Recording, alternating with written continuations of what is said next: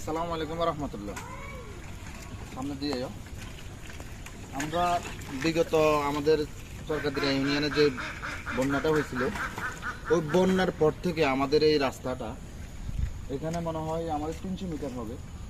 এই রাস্তাটা খুব অচলের পথে, এখান দিয়ে কোনো রিক্সা গাড়ি যাওয়ার কোনো ব্যবস্থা নাই।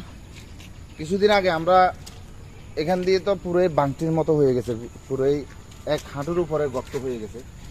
এখানে আমরা এক গাড়ি ইট দিলাম, আমাদের এই ফিল্ড থেকে আনি, কিন্তু আসলে আমাদের মেম্বার আছে, চেয়ারম্যানও আছে, আসলে ওনারা মনে হইতেছে আমাদের এগুলাকে অ্যাভয়েড করে চলে, মানে ওনারাও এই রাস্তা দিয়েই চলাফেরা করে।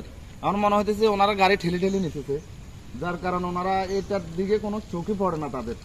এখানে কিছু করা যদি দিতে পারে তাহলে রিক্সা এবং কি মানুষের চলাচলের সুবিধা হয়, কোনো বিঘ্ন ঘটে না।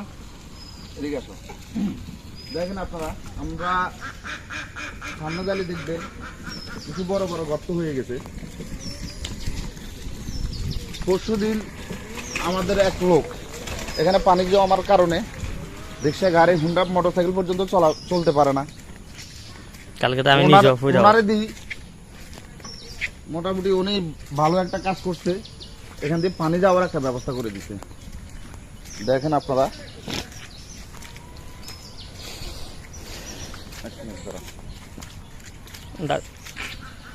এই জায়গাটা খুব খুব একটা সমস্যা, গর্ত হয়ে গেছে, এখানে পানি দেখা যাচ্ছে আর কি, নিচে কিন্তু গর্ত। আচ্ছা সামনের দিকে